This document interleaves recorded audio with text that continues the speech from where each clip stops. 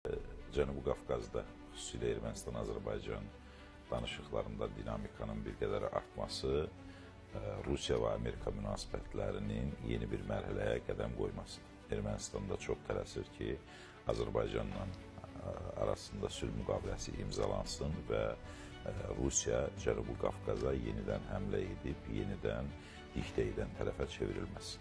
Buna görə də bu sülh müqaviləsi üçün tələsir. Şərtlərin yerinə yetirilməsi məsələsinə gəlincə, hesab edirəm ki, konstitusiyanın dəyişdirilməsi ilə bağlı tələb 2027-dən tez yerinə yetirilməyəcək deməklə, əslində 2026-cı il seçkiləri bilirsiniz ki, 26-cı ildə seçkilər olacaq. O seçkiləri adlatıb da bu mərhələyə getmək istəyir, amma getməyəcək kimi bir niyyəti yoxdur, getmək kimi bir niyyəti var və ona görə də hesab edir ki, 26-cı ildə adladar seçkilərdə və Azərbaycanla sülh müqaviləsi bağlayıb Türkiyə ilə və Azərbaycanla artıq kommunikasiya əlaqələrinin açılması, hamısı bu onun daxildəki reytinqində bir qədər artıra bilər.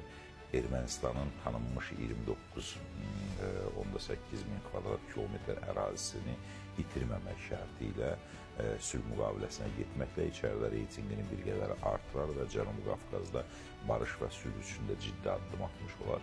Amma Minsk qrupunun buraxılması ilə bağlı çox aydın mövqe ifadə etdi ki, sülh müqaviləsi imzalanarsa Minsk qrupu avtomatik buraxılır və bununla bağlı hər hansı bir tərəddüd və s. yoxdur.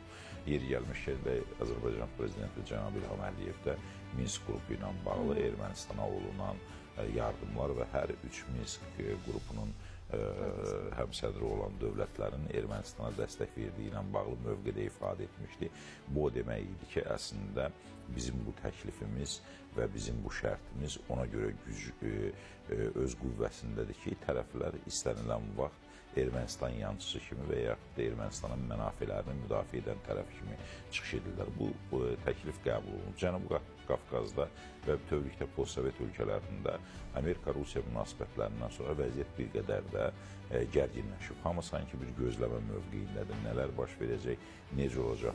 Ukrayna-Rusiya danışıqları, Amerika Birləşmiş Ştatlarının təklif etdiyi variantlar, bu variantlar çərçivəsində Rusiyanın postsovet ölkələr üzərində nəzarətinin arta biləcəyimi, Cənubi Qafqaza yenidən qayıtması mı, Ukraynanın taleyindən sonra Orta Asiya və digər postsovet ölkələrlə münasibətlə Rusiya hansı siyasəti yerinə aparacaq, yenə də aqressiv siyasətini davam edəcək, yoxsa fərqli açılımlar olacaq. Bütün bunlar hamısı Ermənistanda narahat etdiyinə görə sülhə tələsir. O zaman qısa cavab alın. Bundan təkcə Ermənistan mı narahat olmalı və tələsməlidir? Yox, hamımız narahat olmalıyıq. Çünki Rusiyanın təkcə Cənubi Qafqaz deyil, postsovet ölkələrlə münasibətdə siyasətini proqnozlaşdırmaq elə də asan deyil. Çox rahatca öz müttəfiqlərini düşmənə, çox rahatca öz qardaşlarını belə hətta özünün düşməninə çevirə bilir.